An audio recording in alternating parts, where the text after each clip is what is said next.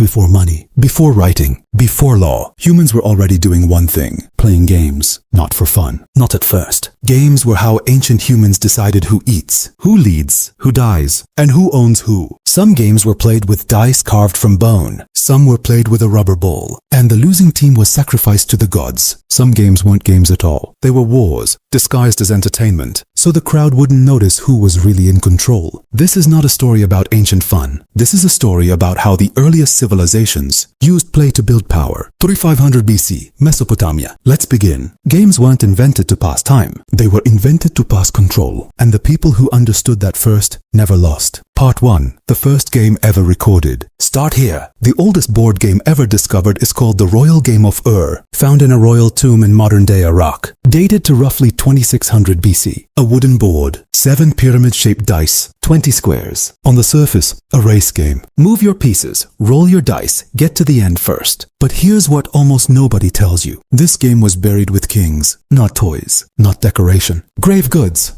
Because in Mesopotamian belief, the board wasn't just a game. It was a map of fate. Priests used the exact same game to tell fortunes, to predict harvests, to decide who a king should trust. The line between game and divine authority didn't exist yet. Whoever controlled the board controlled how people understood their own future. The first game in human history wasn't entertainment. It was a tool that told ordinary people the gods had already decided their place. Part 2. Egypt's Game of the Dead. Move to Egypt. Around 3100 BC, a game called Senet appears. A grid of 30 squares, pieces that move based on thrown sticks. For centuries, historians assumed it was simple entertainment. Then they found something disturbing. Senet boards buried inside pharaohs' tombs, painted on tomb walls, referenced in the Egyptian Book of the Dead. As a game, the soul had to win against invisible opponents to pass safely into the afterlife. Losing Senet in the underworld meant your soul didn't move on. So here's the mechanism. Only the wealthy could afford elaborate Senet boards, made of ivory, ebony, faience. Poor Egyptians played with scratched grids in the dirt, which meant even your odds in the afterlife were tied to how much you owned in this one. The game didn't create the inequality. It just made the inequality look sacred. In Egypt, even death had a scoreboard, and the wealthy made sure they were the only ones who could afford to win it. Part 3. The Olympic Games nobody tells you about. 706 BC, Greece. The first recorded Olympic Games. The story you know? Pure athletic glory, sacred truce, unity across Greek city-states. Half true. Here's the part left out of the documentaries. Only free Greek men could compete, not women, not slaves, not foreigners. The games were structurally a public demonstration of who counted as fully human in the Greek world and who didn't. And the athletes weren't just competing for glory. Winning cities used Olympic champions as walking propaganda. A city with an Olympic winner gained political leverage, trade advantages, and military alliances because victory was read as proof the gods favored that city. So city-states paid for training, paid for coaches, sometimes paid athletes secretly, technically against the rules. The sacred truce that stopped wars during the games? It didn't stop wars. It paused them strategically, so armies could safely travel, trade, and gather intelligence on rival states before resuming conflict weeks later. The Olympics weren't an escape from politics. They were politics, wearing a wreath. The games told the world Greece was united. What they were actually measuring was who had the goal to build the winners. Part 4. Rome's games as a control system. Now Rome. And this is the darkest one. Gladiatorial games. The myth. Chaotic blood sport for a bloodthirsty mob. The reality. One of the most calculated political tools ever built. Roman politicians funded games directly out of their own pockets. Because a citizen who spent his afternoon at the Colosseum, fed and entertained for free, wasn't in the forum, asking why grain prices had tripled. This had a name at the time.